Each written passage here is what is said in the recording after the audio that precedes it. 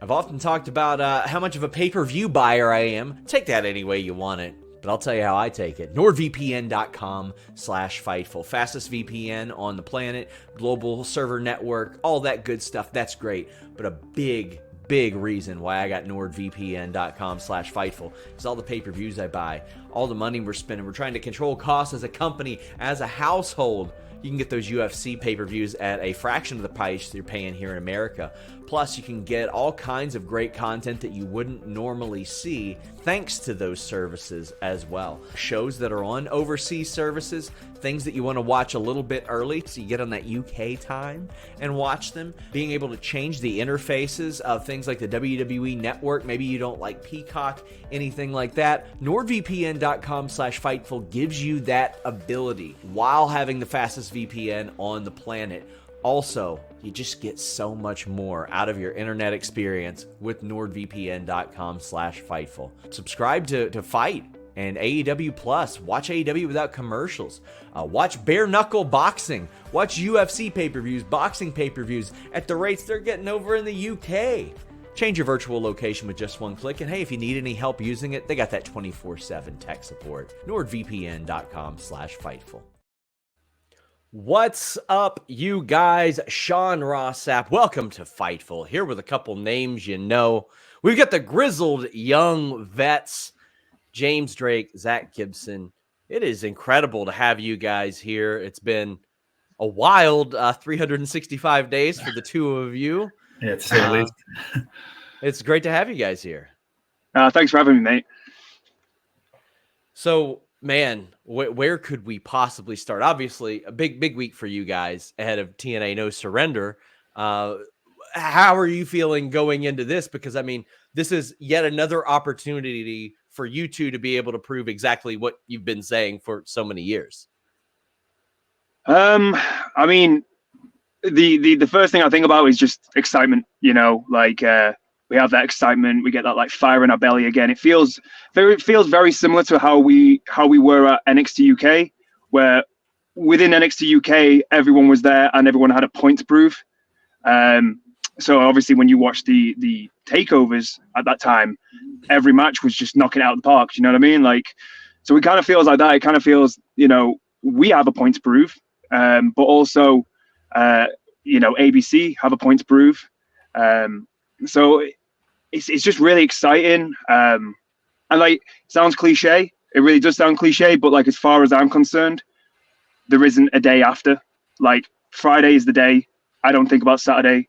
That's the only thing on my mind right now. So just really excited to kind of get stuck in and, you know, see what happens.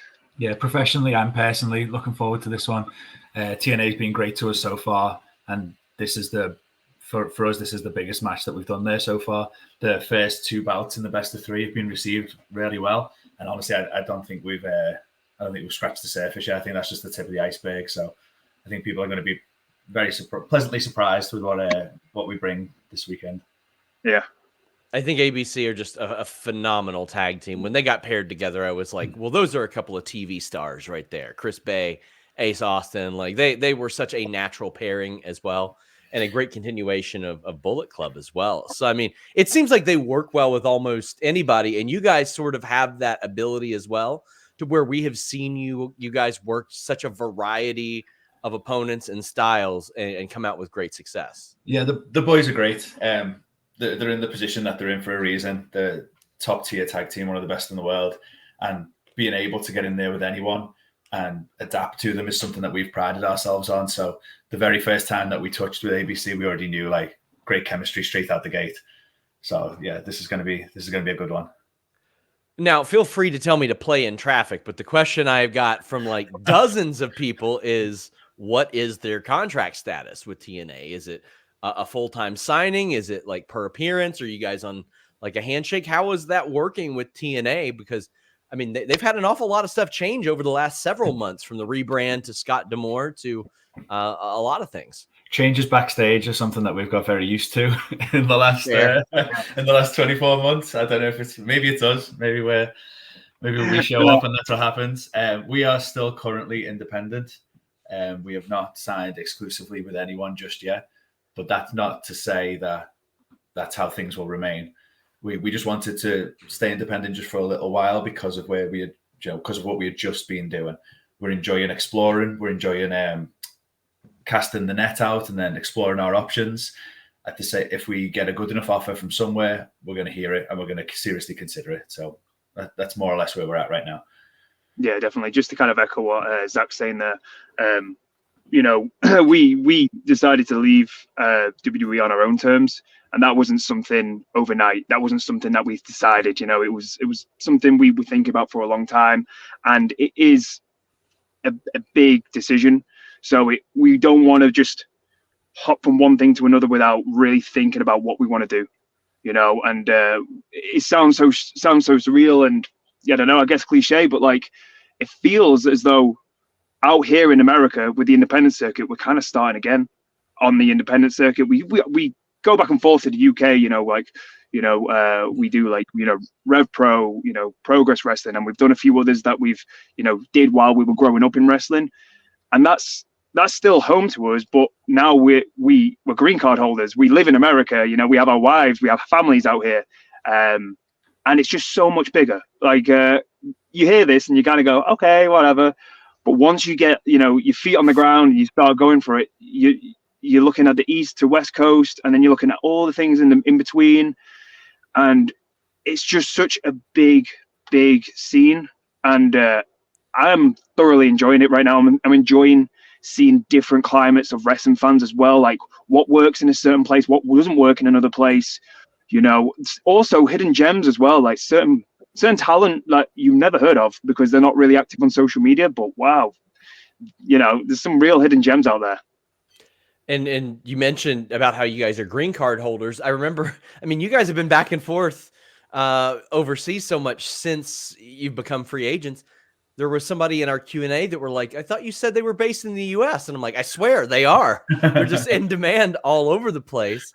One of those places, you talk about the climate. You made your I guess, post-WWE debut at Deadlock. I love what they have done. Like, they have cultivated such a phenomenal community and fan base and have generated buzz doing something completely different. What made you guys decide that's going to be the place where we're going to sort of at least make our first footprint?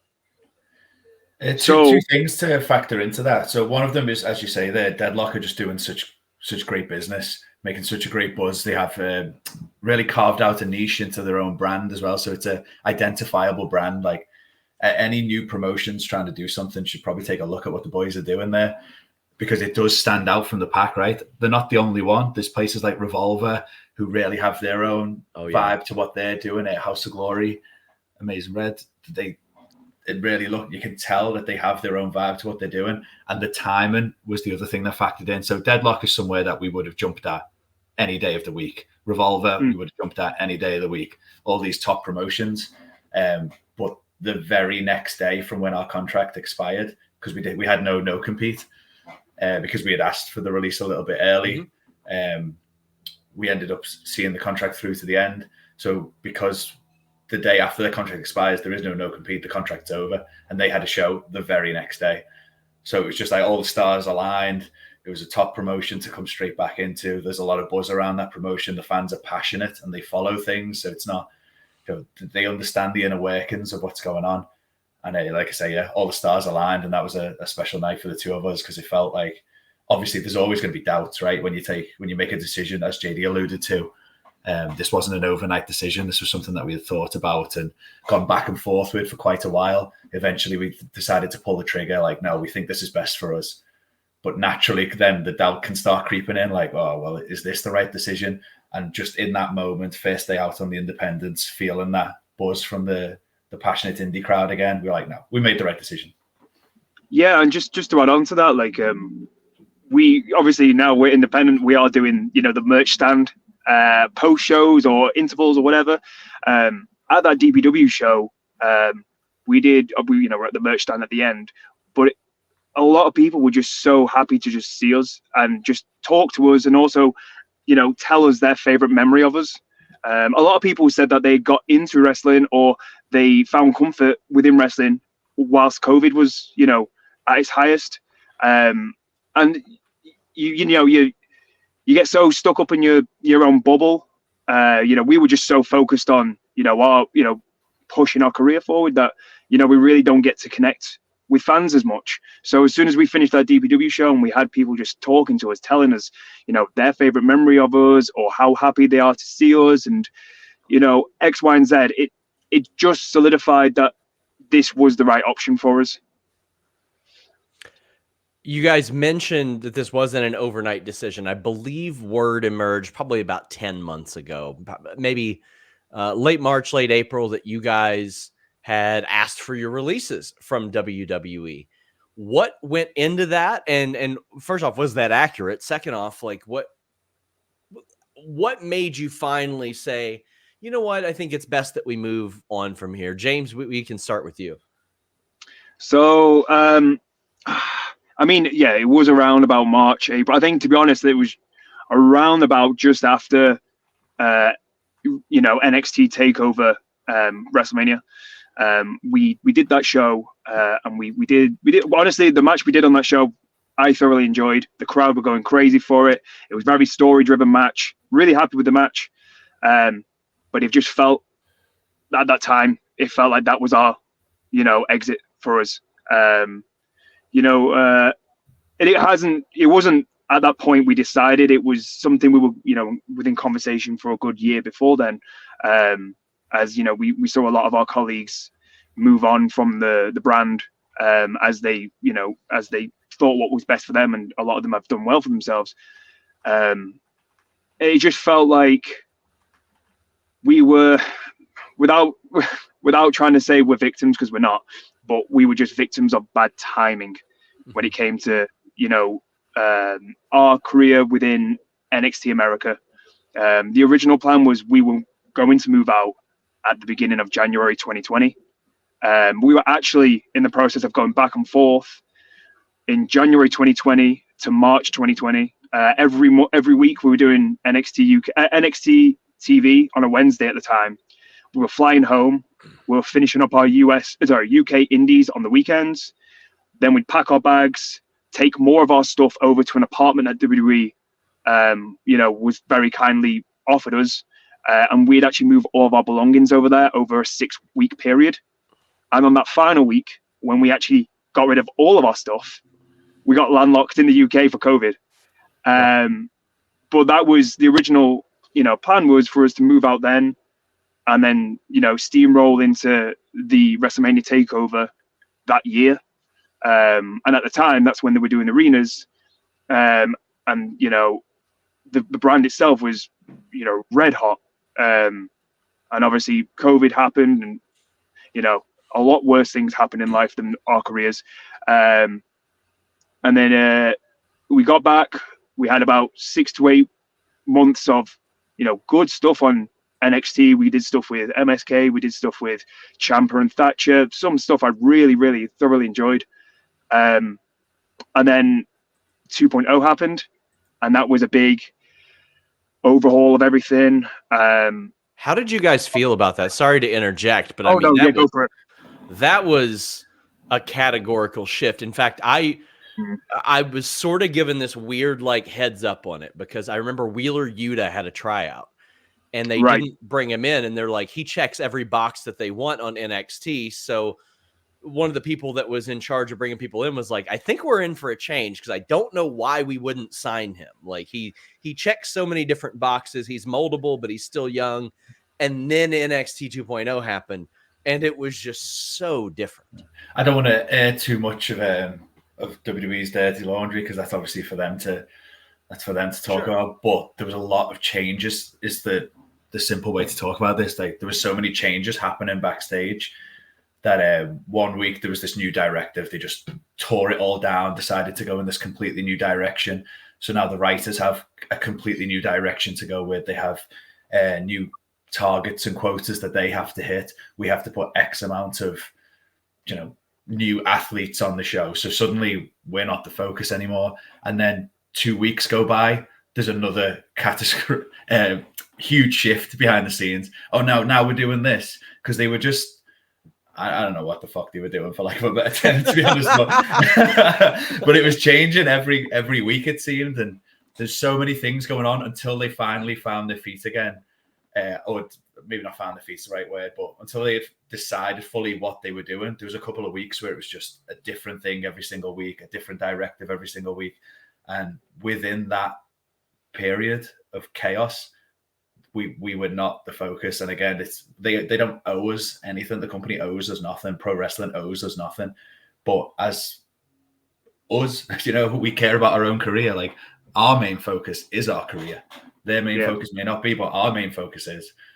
So when we don't become the focus anymore, and when we start getting shifted into a different role where we almost become player coaches, on screen, we're kind of helping out a lot more talent. Well, then over a longer period, we realize, well, our career is not going anywhere right now. This is not going in the direction that we want it to. The money's good, but it's not worth feeling this way. So it's time to move on and go and have fun again. Yeah, definitely. I think it's a nice compliment, and it really is a nice compliment when, the office trust you to guide people through live TV. Like, because a lot of people have done amazing for themselves, but at that time they were literally thrown in the deep end, like really thrown in the deep end. And they've done really well for themselves now. But it was a nice compliment, and it was nice that they trusted us to get people through, 3-segment matches. But then, like, Zach said, then, like, we became player coaches, and for what it's worth, we became I felt we became old furniture, so to speak, because of how quickly everything turns over there. And especially with NXT, it's such a fast business model where, characters are on TV for 6 months to a year, maybe 2 years at a max, and then they're off onto the main roster. Well, by the time me and, Zach decided, we were already three years in, and, we were very much good tools for them to get people ready. But again, like, that's not what it's not. It's again, good money, and it's, a comfortable job, as in, like, myself and Zach, we didn't have to turn up to the PC. Like, the PC was for people who were learning to wrestle.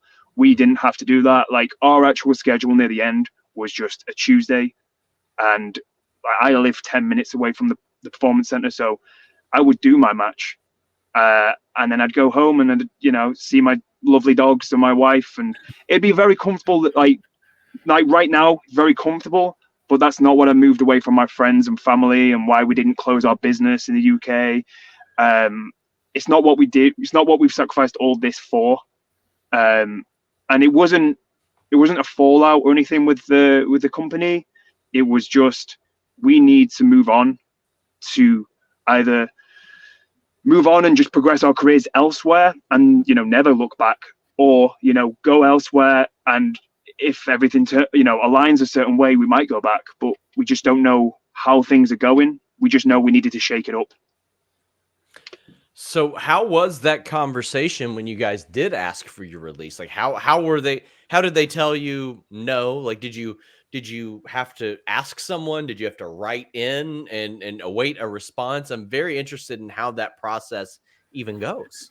Again, I don't know how much of the full office inner workings we should necessarily pass on, but we do go in physically and we talk to the bosses, and we just told them clear as day, Joe. We didn't want to pull any punches or hide anything. And again, to reiterate what James had just said, it wasn't a fallout. A lot of people think that some of the moves that we made was like a big fuck you to the company, and it just wasn't. It was all completely selfish, to be honest. It was all about us. I was definitely hoping I'd hear about you putting your finger in Norman Smiley's face and being like, "Let me out of my deal." He's like freaking off. He's like the loveliest man in the world. I would do and then that. dance. That's what he would do. No, He's wonderful. We went straight in. We talked with the head coaches, and we just told Matt Bloom and Shawn Michaels, and we just told them exactly where we were at. Like, it felt at the time like if we were to stay, it was almost as good as like a retirement. We just weren't progressing. We weren't enjoying it. I honestly started getting to a point where I was thinking, I don't know if I like wrestling anymore. Maybe that's what it is. Maybe I just don't even enjoy this anymore. I know now that that's definitely not the case, because I just wasn't enjoying what we were doing. It wasn't fulfilling, and it wasn't enough money for me to, as I say, essentially retire.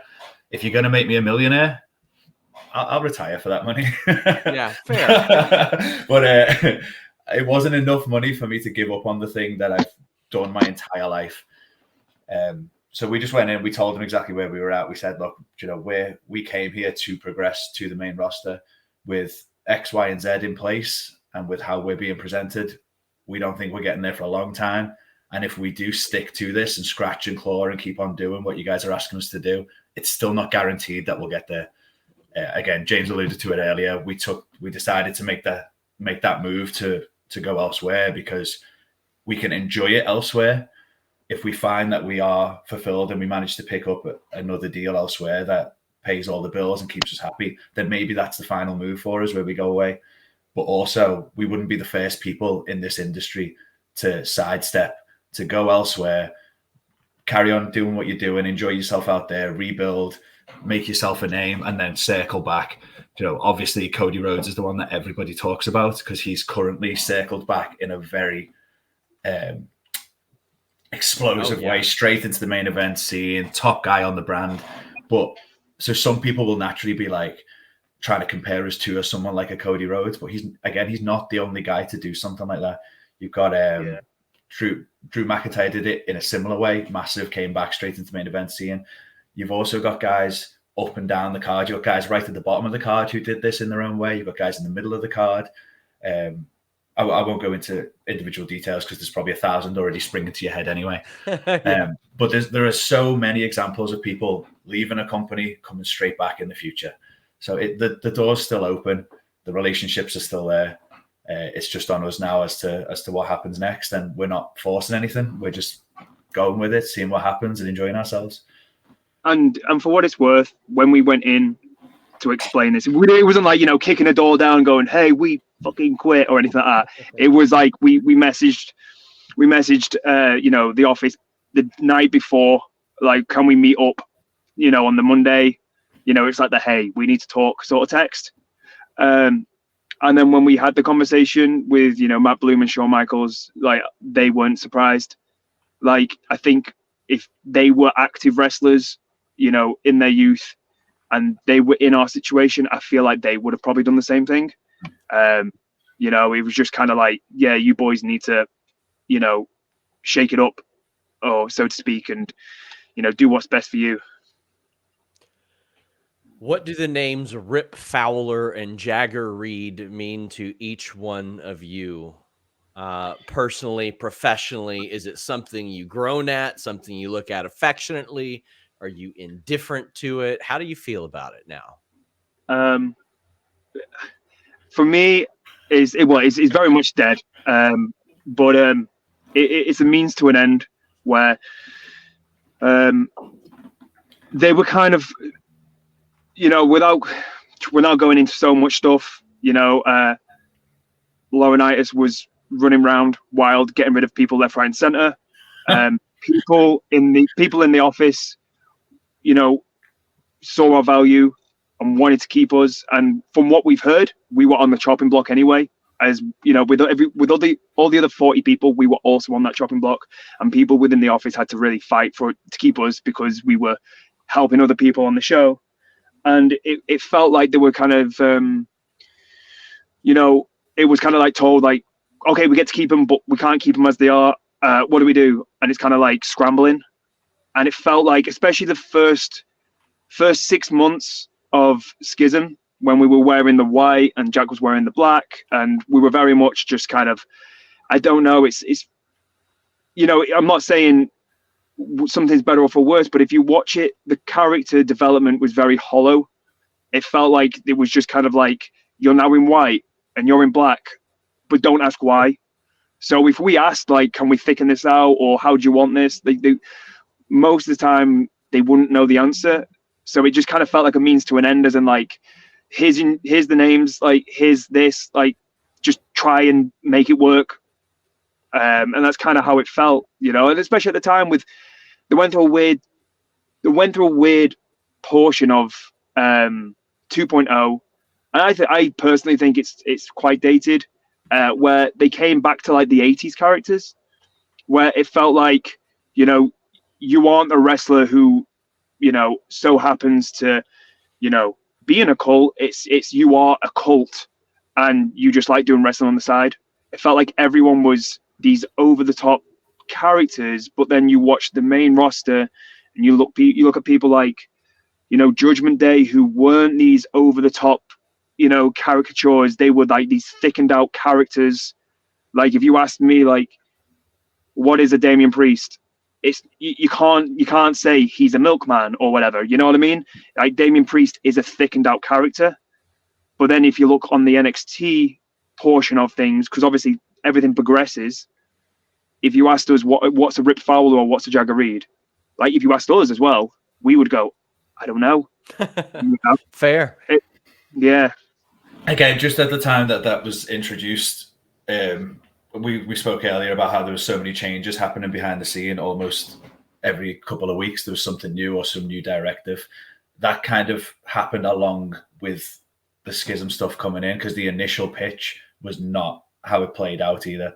So I think even it was just changing every other week. We got a pitch, we were like, okay, this is different and we're not doing anything, let's go for it.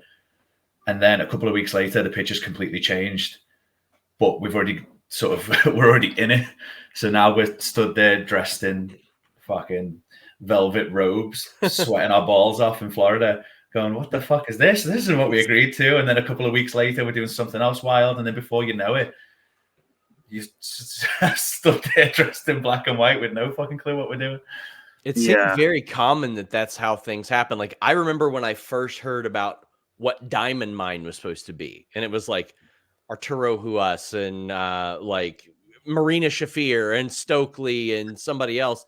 And then in 4 months, they had brought people in, fired a bunch of them and replaced them. And, Ivy and the Creeds were great. It's just that was categorically different than what was laid out prior. Yeah. And so again, it's like some people they want like a finger to point, like who did this to my precious GYV? That's me saying that, by the way. That's not fans. No, some people want like a finger to point, or they want to know who it is. But ultimately, it's just such a huge company that sometimes the writers will start doing one thing, elsewhere, a completely different department fire the people that those writers were writing for. So then the writers go like, oh, well, I've already started this, so they have to pivot. And then someone else comes in and says, no, the new company directive is that we're pushing young athletes. You need to put them in. So now that's getting changed. It's just, there's a lot of different departments who can accidentally step on each other. And at that time in wrestling, they were stepping on each other on a weekly basis. Again, that might not be completely accurate as to how it played out, but that's at least from where I was sat, how things were coming. The direction was changing all the time, and no one was like out to get us or out to put us down. It's just the way that it played out. We found ourselves situationally in that spot, and it was not the spot for us. Yeah, definitely. And obviously, you got the Rock's daughter that is inserted into there. Was there some sort of unique pressure associated with that? I mean, just because of who it is and all that. I'm pretty sure by then everybody at the PC kind of knew her anyway. She'd been around for quite a while. But how were you all feeling with her being added? So this is one of the only times I've really like put my foot down on a lot of things. For the best, I think personally, I still do think it was for the best. When we were told Simone was going to be involved with us, we were still wearing black and white, and it was very hollow, the development of characters. And I remember we were all speaking all the schism, as with Simone, getting ready for it. And we all just knew, like, there wasn't really, like, as what Jack said then, like, there was so much change that no one really knew what was going on. But it was like the train's going, do you know what I mean? But we just don't know where the destination is. So there was so much change, and we had to just tell them, like, this is kind of what we see, where it's going to be a big thing when Ava makes her debut on TV. how about we try and make this, group cool? Like, because right now it reeks of uncool. Like, there's nothing about it I know I'm saying everyone has to be cool, but like, everyone's a product. But you have best intentions for, like, if someone's going to debut, they want to be part of something that's already got some, development. And then we came together and we developed the tree roots. We developed their masks with, writing on them. And like, instead of us wearing black and white, we were all wearing like grungy sort of clothes. And it was really like, that was the landing point. As soon as Ava was like debuting, that was our big shift into developing a better schism, essentially. Because it could go one way or the other. It could be like, Simone is Ava Simone. I never refer to her as the Rock's daughter. She is her own person. Sure. But when she makes her debut on TV, there's going to be loads of news articles saying Rock's daughter debuts. But imagine, and this is what I said to, the office at the time, I said, imagine Rock's daughter debuts and then me and, Zack are wearing black and white, and it's just very like weird, but it doesn't look cool. But I said to them, you can ride that momentum if everyone looks cool. So people who are seeing these headlines who aren't even in wrestling, they see this thing. They see like, Rock's daughter debuts, and then we've all got these like purge masks on, and we all look kind of maniacal, and it's and it's now you've got a bit of a hook where it could be one way or the other. It could be, oh my God, she's doing this, or it could be, oh my God, she's doing this. Like, it could be good or bad, and it's depending on how we all look and how we all, present ourselves. And as soon as I said that, they were completely fine. The office like understood it and said, "Yep, let's do this." Yeah, and so I mean, you finally end up leaving WWE. How was sort of the farewell, saying bye to everybody, your last day there? I mean, I always heard you guys were really well liked. People wanted you around there. Obviously, there were a lot of people who saw you guys as valuable as well, but I think the writing was on the wall that you guys were hitting the bricks. Well, we had a final day, but we didn't know it was to be our final day. We didn't know if we were going to come back in and just like they have extra ring times where you can go in and just move around the rings. I think we went to one or two of them after our cage match. We had a cage match with the Creeds. And on that day, like, no one told us that that's the, final thing for us, but we kind of felt it, you kind of feel it. So we didn't really have that. We had a few lovely messages from people that we highly, highly respect. And that's cool. It wasn't like straight after the match or anything like that. It was like, we've done the match. It was like the next day or the day after, we were just getting these texts from people. So it was on their mind, and they actively went out their way to, drop us a message, just go, just so you know, FYI, we think this.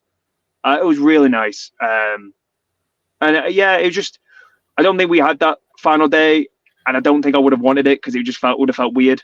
Just kind of do our job, and we'll see you around, sort of thing. Yeah, and we were obviously gearing up to get straight back out elsewhere, so that was more of our focus. But as JD said, rather than a last day, it was kind of like a last couple of weeks where we had the last match on TV. Once we had figured out that was the last match, we had spoke to all of the agents that we'd worked with, spoke to all the coaches. We went in for a couple of like open ring sessions to keep ourselves fresh, because we knew that we would be jumping straight back into work as soon as the contract was up. And in those last couple of training sessions, we were still jumping in with the boys and doing bits and bobs. So I think some people thought it would be this big end day, like it's a retirement, but it's just, but it wasn't, right? Like, we literally went back to work the very next day as soon as the deal was up. So it was weird. Like, even though there was like this huge change happening, everything about it just felt quite normal. It felt like what we were supposed to be doing at the time. And wrestling's such a weird thing that it just carries on. Wrestling just carries on. We knew it would. We didn't expect the company to struggle without us. We're not that delusional. We knew everything would carry on. We knew everything would be fine. We knew this was just a move for us, and it has worked. Our own personal stock has gone up, and ultimately that was the goal. But yeah, just to come back to that question, sorry, the last few weeks was just kind of, we're just telling the boys like, it wasn't a goodbye. I think that's why it wasn't so weird. It was just like, we'll see you guys around, see you guys on the road again. We'll see you guys somewhere, and we still keep in touch with a load of people. we left on good terms with, I would say, everyone there. I'm not really a person to make enemies.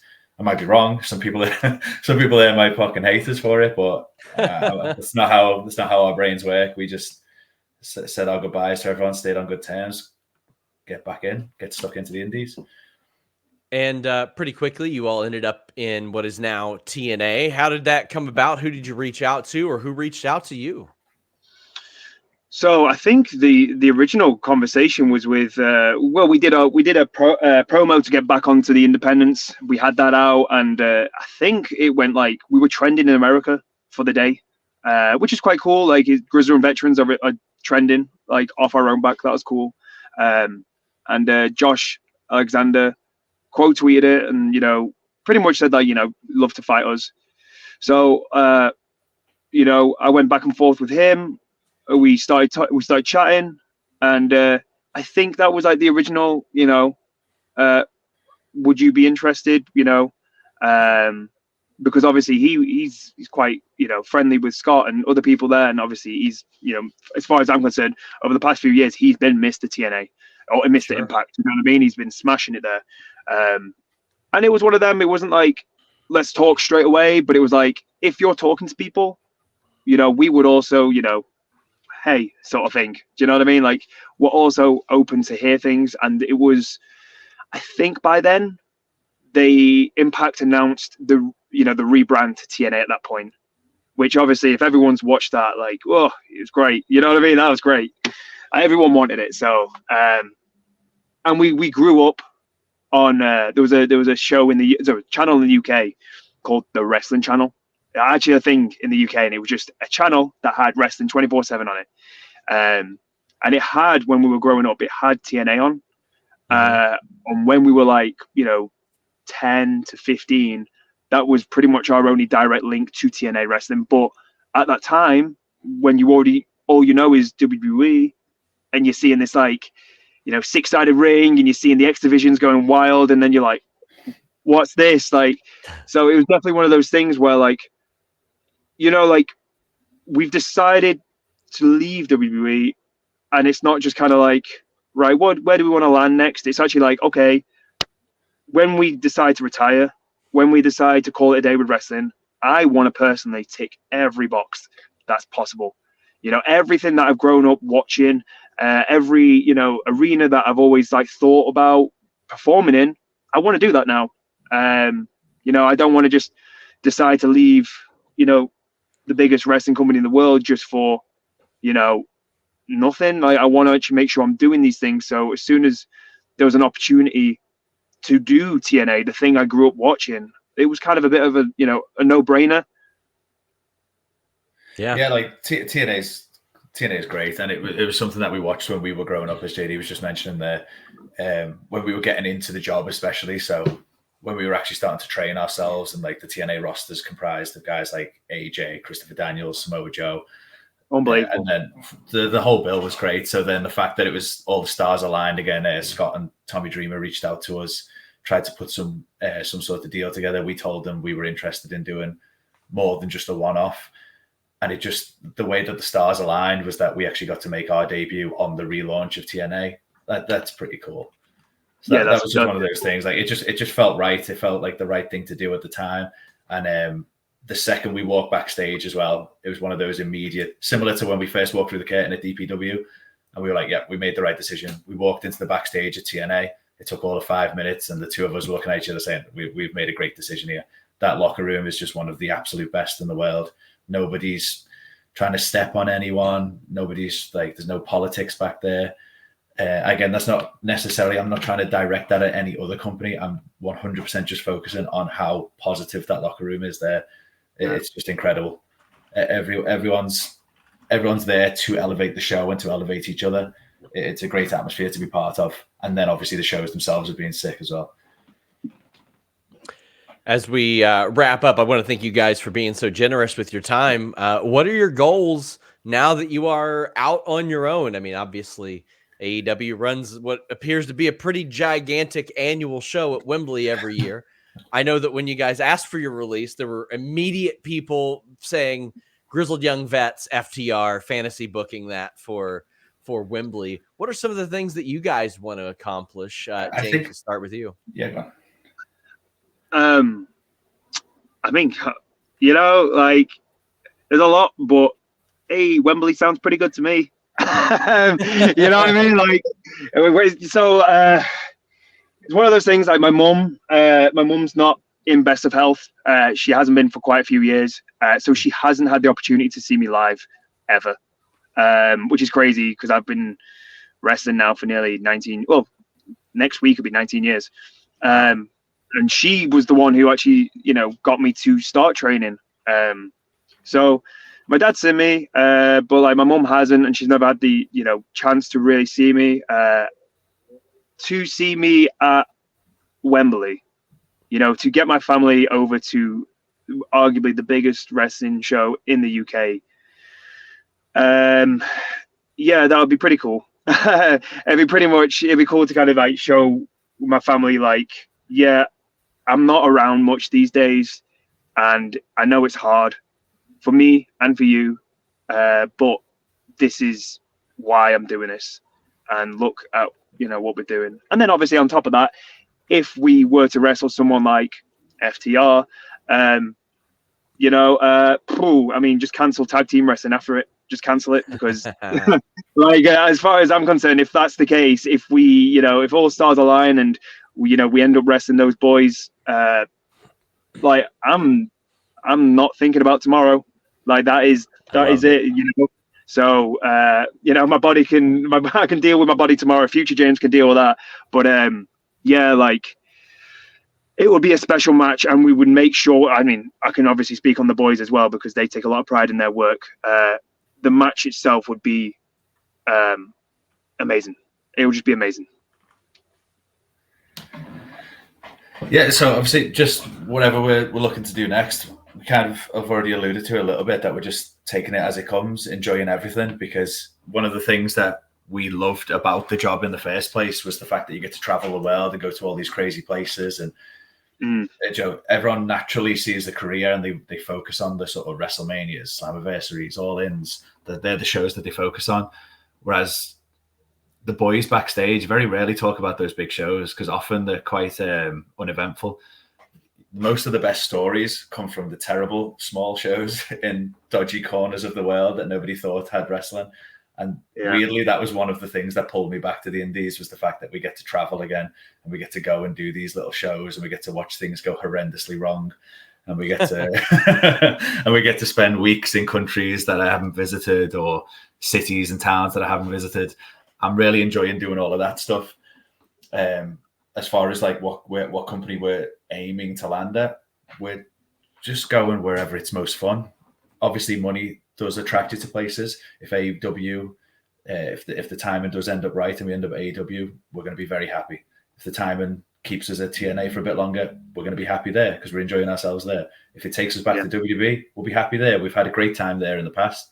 Just taking it as it comes. As far as big matches that are still out there, the Hardy Boys is one that the two of us have wanted to tick off. The Motor City Machine Guns is a match that we absolutely must do at some point. We get requested a lot. The Young Bucks is a match that I think a lot of people would really enjoy.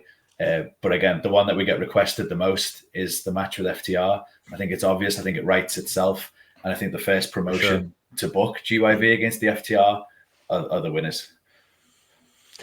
Guys, as we wrap up again, thank you guys so much for being so generous with your time. Let us know where people can follow you, support you, and share what you're doing. Zach, we'll start with you. Do you know what? My Twitter got messed up and I don't even know my own handle anymore. I can tell you. I had a DM. I'm pretty sure I'm Zack Gibson. I'm Zack Gibson 01 on Instagram, and I'm Zack Gibson GYV, I believe, on Twitter. There you go. Because they haven't. Yeah, there we go. They haven't been able to fix it yet. It's killing me. I lost my old handle when everything got changed over, and in the chaos of everything, I haven't been able to get it back. And then mine's the same on both. It's James Drake Pro. But I'm sure if you click on Zach's or mine, we have everything interlinked, so you'd see both of ours. Well, guys, thank you all so much. I am so excited to see what you guys do next. And I mean, I know what you're doing next. You got TNA No Surrender, big match this weekend. Very excited for that. Two of the best tag teams in the world. Until next time, guys, we're out. Take it easy. See you in a bit.